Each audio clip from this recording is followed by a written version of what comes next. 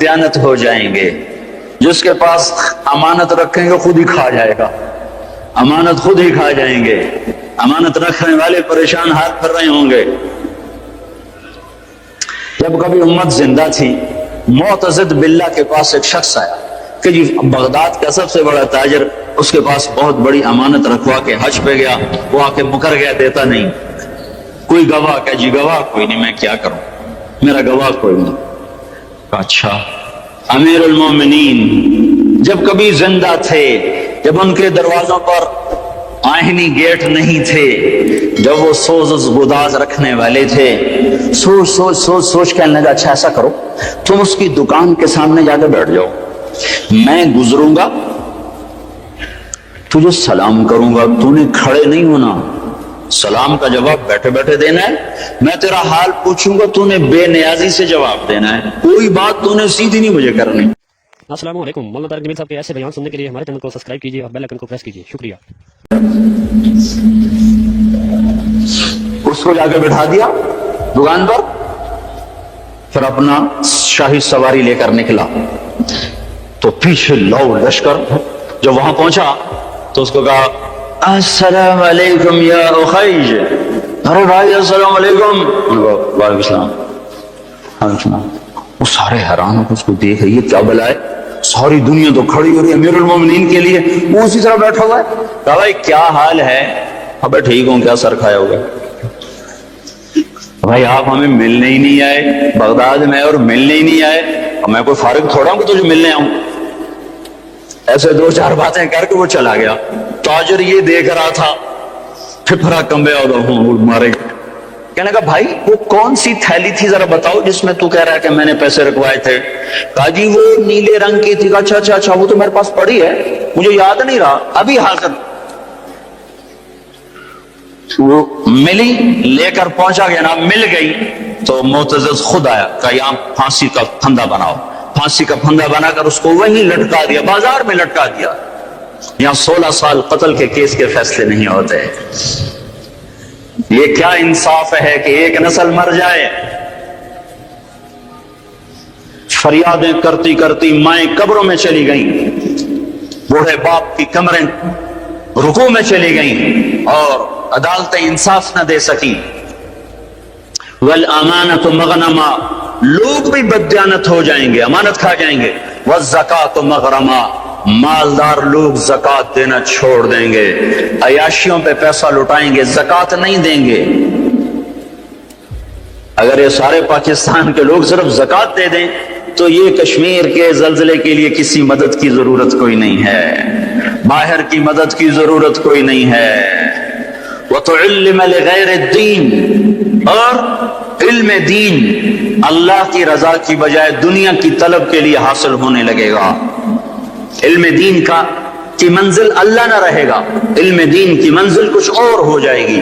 وَأَطَاعَ الرَّجُلُ زَوْجَتَهُ, اور لوگ اپنی بیویوں کے فرما بردار ہو جائیں گے. وَعَقَّ أُمَّهُ, اور ماؤں کے نافرمان ہو جائیں گے. وَأَدْنَىٰ صَدِيقَهُ, دوست کو دیکھ کر باہیں پھیلائیں گے. وَأَقْصَىٰ أَبَاهُ, باپ کو دیکھ کے دھکا دیں گے, باپ کو ذلیل کریں گے, دوست کا اکرام کریں گے, ماؤں کو خوار کر دیں گے, بیویوں کو سجدے کریں گے. سجدے سے مراد ان کے غلام بن جائیں گے, ان کے فرما بردار بن جائیں گے. جب یہ ہوگا, دیکھو ایک عجیب بات آپ کو بتاؤں, اللہ کے نبی نے نافرمانی کے لیے عربی زبان میں لفظ آتا ہے معصیت, عصا.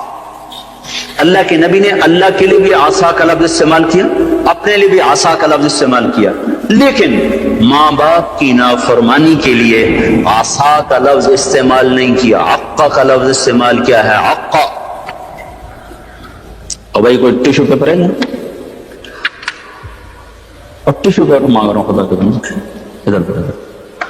آپ کو عقا کا مطلب بتانا چاہتا ہوں.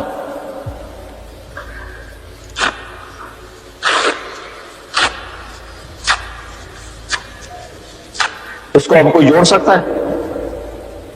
یہ پرزے ہو چکی ہے چیز. اس کو عربی زبان میں عقا کہتے ہیں, حقوق کہتے ہیں, حقوق.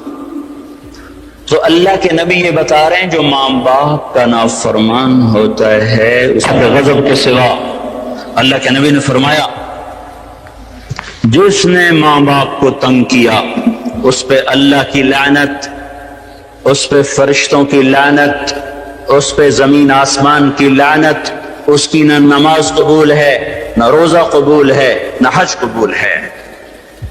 اسلام آباد بھرا پڑا ہے ماؤں کی ہائے ہے، باپ کے آنسو ہیں، اولاد کو فرصت کوئی نہیں۔ پنڈی بھرا پڑا ہے، پاکستان بھرا پڑا ہے، ماں باپ ڈرتے ہیں، جوان اولاد سے بات نہیں کر سکتے۔ میں نے اپنی آنکھوں سے دیکھا، کانوں سے سنا، جوان بیٹی اپنی ماں سے کہہ رہی تھی بکواس نہ کر، اور اس کے موٹے موٹے آنسو جو اس کے گالوں پہ ڈھلک رہے تھے، مجھے یوں لگ رہا تھا یہ عرش کو بھی ہلا کے رکھ دیں گے۔ اور ایک بیٹا اپنے باپ کا گریبان پکڑ کے کہہ رہا تھا تو آج تائیں میرے واسطے کی کیتا ہے۔ بیٹا باپ سے کہہ رہا تھا، انہی کانوں سے میں نے خود سنا ہے، کوئی میں روایت نہیں کر رہا ہوں، تو آج تائیں میرے واسطے کی کیتا ہے۔ جب اولاد یوں ہو، اور سنو، اللہ کے نبی سے پوچھا گیا قیامت کب آئے گی؟ قیامت تو آئے گی جب لوگ کافر ہوں گے، کوئی مسلمان زندہ نہیں ہوگا قیامت پر، سب کافر ہوں گے۔ تو آپ کہتے ہیں جب لوگ سارے کافر ہو جائیں گے قیامت آ جائے گی۔ شرک دنیا کا سب سے بڑا جرم ہے۔ تو آپ نے کہا اللہ ہی جانے کب آئے گی؟ تو جبریل نے کہا کوئی نشانی تو بتائیں، کوئی نشانی تو بتائیں۔ تو آپ نے فرمایا جب تم دیکھو کہ لوگ اپنی ماؤں سے نوکروں کی طرح سلوک کر رہے ہوں۔ کس سے قیامت کو جوڑا ہے؟ جب اسلام آباد پنڈی کے نوجوان اپنی ماؤں سے نوکروں کی طرح، باپ سے نوکروں کی طرح بات کریں، اور عرب کا بدو لمبی لمبی لمبی بلڈنگیں بنائے، تو سمجھو کہ قیامت کے نکارے پہ چوٹ پڑنے کا وقت آ چکا ہے۔ یہ سب کچھ ٹوٹنے والا ہے، ایسا ٹوٹے گا کہ کوئی رونے والا ہی نہ بچے گا۔ ماں باپ کی نافرمانی ہلاکت کا وہ سامان ہے کہ جہنم کی آگ بھی ان پر پلٹ پلٹ کے آئے گی۔ صحابی علقمہ رضی اللہ تعالیٰ عنہ، پیغام پہنچا یا رسول اللہ، بیوی کا، علقمہ موت کی حالت میں کلمہ نہیں پڑھا جا رہا، صحابی کا کلمہ رک چکا ہے جبکہ نبی خود زندہ موجود ہیں۔ تو آپ نے فوراً پوچھا ماں باپ میں کون زندہ ہے؟ کہا جی ماں زندہ ہے۔ کہا ناراض ہے؟ راضی؟ کہا جی ناراض ہے۔ تو آپ نے فوراً ان کی ماں کو بلوا کر کہا علقمہ کی اماں اب بیٹے کو معاف کر دے۔ کہا یا رسول اللہ نہ۔ آپ نے پوچھا تجھے اپنے بیٹے سے کیا شکایت ہے؟ کہا یا رسول اللہ مجھے اس کے دین کی کوئی شکایت نہیں، تہجد گزار، پرہیزگار، نمازی، مجھے صرف ایک شکایت ہے، جب بھی بولتا ہے میرا سینہ چیر کے رکھ دیتا ہے، جب بھی بولا مجھے ذلیل کر دیا، جب بھی بولا مجھے خوار کر دیا۔ تو آپ نے کہا اچھا معاف کر دو۔ کہ میرا دل، اسے اماں کو پتہ بھی نہیں کہ بیٹا مر رہا ہے، وہ تو روٹ کے دوسرے گھر ہے۔ تو آپ نے کہا معاف کر دو۔ کہ میرا جی نہیں چاہتا یا رسول اللہ، میرا دل پھٹ چکا ہے۔ تو آپ نے کہا بلال لکڑیاں کٹھی کرو اور علقمہ کو آگ لگا دو۔ ہے اماں یہ کہاں سہ سکے؟ کہ یا رسول اللہ آپ علقمہ کو کیوں جلائیں گے؟ کہ جب تو معاف نہیں کرے گی تو دوزخ کی آگ جلائے گی، وہ مر رہا ہے۔ کہا اچھا یا رسول اللہ میں معاف کرتی ہوں۔ ادھر منہ سے نکلا میں معاف کرتی ہوں، ادھر علقمہ کی زبان پہ کلمہ جاری ہو گیا۔ پھر ان کے جنازے میں شرکت فرمائی، خود جنازہ پڑھا کے پھر یہ گول بولا جو میں نے پہلے بتایا کہ جس نے ماں باپ کو تنگ کیا اس پہ اللہ کی لعنت، فرشتوں کی لعنت، زمین آسمان کی لعنت۔ وَأَتَى الرَّجُلُ زَوْجَتَهُ وَعَقَّ أُمَّهُ وَأَدْنَى صَدِيقَهُ وَأَقْصَى أَبَاهُ وَصَادَ الْقَبِيلَةَ فَاسِقُهُمْ۔ قبیلے کا سردار فاسق ہوگا، فاسق ہوگا۔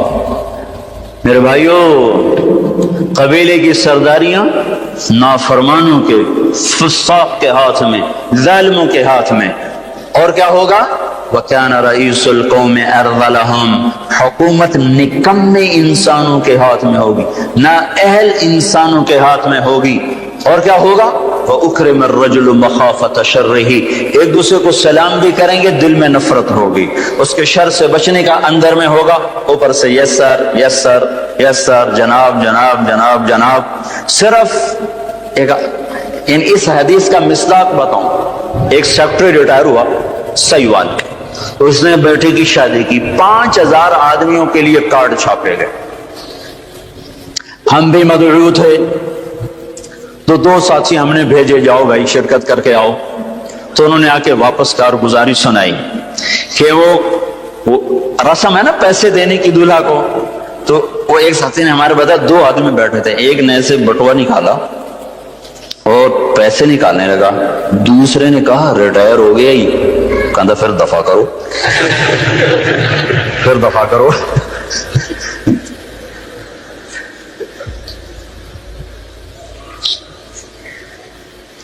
چودھری صدیق مرحوم تھے پنجاب کے چیف سیکرٹری، 5 سال چیف سیکرٹری رہے۔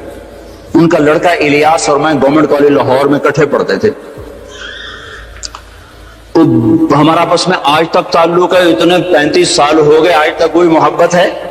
تو ایک دن میں اس سے ملنے گیا، بیمار تھا، کہنے لگا جب عباس سیکرٹری تھا نا تو چھینک آنے پہ 100 آدمی آئے کرتے، چوہے صاحب خیریت تو ہے خیریت تو ہے، اور جب سے ریٹائر ہوا مر رہے ہوتے ہیں کوئی پوچھتا نہیں آ کے۔ وَأُكْرِمَ الرَّجُلُ مَخَافَةَ شَرِّهِ، یہ سلام کس لیے کیے جائیں گے؟ اس کے شر سے بچنے کے لیے، محبت کی وجہ سے نہیں، سیاست کا سلام ہوگا۔ اور کیا ہوگا؟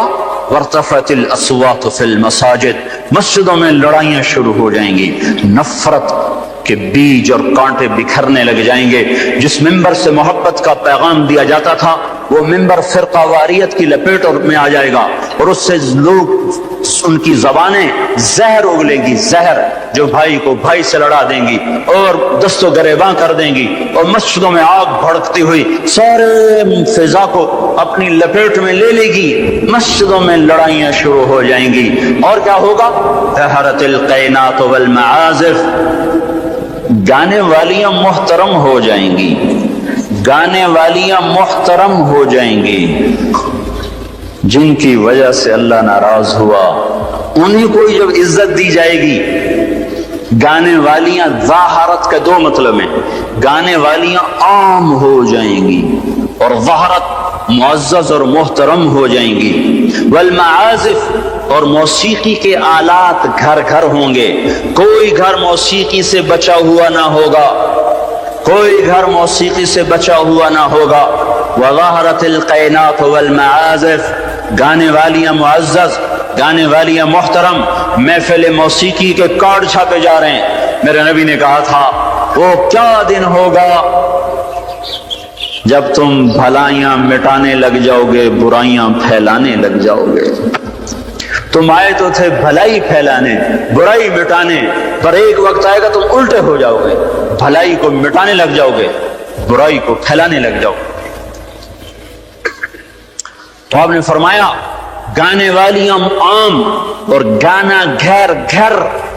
یاد رکھو جو قوم موسیقی میں ڈوب جائے انہیں ہلاکت سے کوئی نہیں بچا سکتا۔ مشرق اور مغرب اللہ کی پکڑ میں آنے والے، میں آپ کو بتا رہا ہوں، میں نجومی اور کاہن نہیں ہوں، پر میری زندگی کا کچھ عرصہ اللہ کی کتاب کے ساتھ گزرا ہے۔ میں تمہیں بتا رہا ہوں مشرق اور مغرب پر آنے والا ہے، آنے والا ہے یہ اللہ، وہ اللہ، وہ بے نیاز اور صمد اللہ، حیاؤں والا اللہ، کفر کو مہلت دیتا آیا، شرک کو مہلت دیتا آیا، بت پرستی کو مہلت دیتا آیا، نہیں مہلت دی تو بے حیائی کو نہیں دی۔ جب قومیں بے حیا ہوئی اور ناچ گانا عزت بن گیا، زنا فیشن بن گیا، عورتیں کپڑوں سے باہر آ گئیں، مرد آوارہ ہو گئے، تو پھر اللہ نے زمین کو ہلایا۔ اللہ نے بے حیاؤں کو مہلت ہمیشہ تھوڑی دی ہے۔ مشرق اور مغرب کے سر سے حیا کی چادر اتر چکی ہے، ان کی تو اتر گئی تھی، وہ ہماری بھی اتارنے کے چکر میں ہیں، ان کی تو اتر گئی تھی، وہ ہماری بھی اتارنے کے چکر میں ہیں۔ اور جس دن اللہ کا نظام چلے گا پھر اسے کوئی روک سکتا ہے؟ أَأَمِنْتُمْ مَنْ فِي السَّمَاءِ أَنْ يَخْسِفَ بِكُمُ الْأَرْضَ فَإِذَا هِيَ تَمُورُ، تمہیں کھڑوں کو زمین میں دھنسا دوں، اپنے اللہ کو روک لو گے؟ أَأَمِنْتُمْ مَنْ فِي السَّمَاءِ أَنْ يُرْسِلَ عَلَيْكُمْ حَاصِبًا فَسَتَعْلَمُونَ كَيْفَ نَذِيرٌ، تمہارے اوپر پتھر برسا دوں تو اپنے رب کو روک لو گے؟ وَلَقَدْ كَذَّبَ الَّذِينَ مِن قَبْلِهِمْ فَكَيْفَ كَانَ نَكِيرٌ، تم سے پہلوں نے جھٹلایا، تیرے رب نے پکڑ کے دکھایا، کچھ تو عبرت کی نظر سے دیکھو۔ مہنجو داڑو چلو بہت دور ہے، ٹیکسلا کیوں نہیں چلے جاتے ہو؟ یہ گندھارا کی تہذیب پہ کیوں نہیں کھڑے ہو کہ تم غور کرتے ہو؟ ان کے ٹوٹے مکان، ان کی دفن شدہ تہذیبیں اور ان کے ویران حویلیاں، مہنجو داڑو کی تہذیب، ہڑپا کی تہذیب، یہ تو میرے دیش کے اندر ہے، مجھے باہر نہیں جانا پڑے گا، مجھے روم کے کھنڈر دیکھنے کے لیے اٹلی جانے کی ضرورت نہیں ہے، اردن جانے کی، ترکی جانے کی ضرورت نہیں ہے، یہی کھنڈر بتا رہے ہیں میں بھی کبھی کسی کا سر پر غرور تھا۔ یہ اللہ نے تہذیبوں کو کھنڈر کب بنایا؟ جب نافرمان ہوئے۔ لوط علیہ السلام کی قوم بے حیا تھی، ان کے کفر کا الزام سارے قرآن میں ایک دفعہ لگا ہے ان پر۔ جب بھی نبی کہتا تھا تم غلطی کرتے ہو تو اور انبیاء ان پر کفر کا تم کیوں اللہ کا انکار کرتے ہو، تم کیوں اللہ کا انکار کرتے ہو؟ لوط علیہ السلام کو لوط علیہ السلام نے اللہ نے صرف ایک دفعہ کہا کہ یہ کفر کرتے ہیں، باقی ہر دفعہ جتنی دفعہ اللہ نے ان پر لعنت کی تو کہا تم کیسے بے حیا ہو، یہ تم کیا کام کرتے، تم کیسے بے حیا ہو، تم مردوں سے شہوت پوری کرتے ہو۔ ما سبقکم بہا من احد من العالمین، اس ظالموں تم سے پہلے یہ گندا کام کسی نے نہیں کیا، یہ تم کیا کر رہے ہو؟ جب دھرتی پر یہ کام لوط علیہ السلام کی قوم کا عمل جب دو آدمی کرتے ہیں تو اس جگہ کے فرشتے اٹھ کر اوپر چلے جاتے ہیں کہ ابھی اللہ نے زمین کو ہلایا اور ابھی ہلایا اور ابھی عذاب آیا اور ابھی عذاب آیا۔ تو لوط علیہ السلام کی قوم پہ اللہ نے 4 عذاب پھینکے ہیں کٹھے، اور 5واں زلزلہ۔ پہلے آیا زلزلہ، پھر آئی فرشتے کی چیخ، پھر اوپر پڑی پتھروں کی بارش، پھر ان کے چہرے، ان کی آنکھیں گئی دھسا دی گئیں، اور پھر ان کو اللہ نے یوں اٹھایا اور پلٹا کے یوں مارا۔ فجعلنا عالیہا سافلہا وامطرنا علیہا حجارۃ من سجیل منضود مصومۃ عند ربک وما ہی من الظالمین ببعید۔ عجیب بات بتاؤں، پتھروں پہ نام لکھ کے تھے، یہ پتھر فلاں خبیث کے سر پہ پڑے گا، یہ فلاں بدبخت کے سر پر پڑے گا۔ لوط علیہ السلام کی بیوی ایمان نہیں لائی تو اللہ تعالیٰ کے فرشتوں نے کہہ دیا تو بچ جائے گا، تیری بیوی کے سر پہ پڑے گا پتھر۔ اور لوط علیہ السلام اتنے تنگ آ چکے تھے، فرشتوں نے انہوں نے پوچھا کب عذاب آئے گا؟ لوط علیہ السلام نے پوچھا فَاسْرِ بِأَهْلِكَ بِقِطْعٍ مِّنَ اللَّيْلِ وَلَا يَلْتَفِتْ مِنْكُمْ أَحَدٌ وَامْضُوا حَيْثُ تُؤْمَرُونَ۔ لوط علیہ السلام کہنے لگے عذاب کب آئے گا؟ تو فرشتوں نے کہا ان موعدہم الصبح، ابھی نہیں، ان موعدہم الصبح، جب صبح کا چاندنا ہوگا تو ان پر عذاب آئے گا۔ لوط علیہ السلام اتنے تنگ آ چکے تھے، کہنے لگے نہیں، صبح بڑی دور ہے، ابھی لاؤ۔ تو جواب میں فرشتوں نے کہا الیس الصبح بقریب، صبح بھی تو قریب ہی ہے، الیس الصبح بقریب ان موعدہم الصبح الیس الصبح بقریب، یہ قرآن کی آیت ہے۔ فرشتوں نے کہا بس 3-4 گھنٹے کی بات ہے، نکلو۔ فلما اتاہا امرنا، پھر اللہ کا امر آیا۔ کہاں ہے اللہ؟ کیا ہمارا کیا پڑھے لکھا دور ہے، سائنس کا دور ہے، ترقی کا دور ہے، پلیٹیں ہلتی ہیں، اللہ ویلا بیٹھا ہوا ہے۔ ہاں واپس آؤ۔ عقل کی پرستش نے یونان کو کیا دیا؟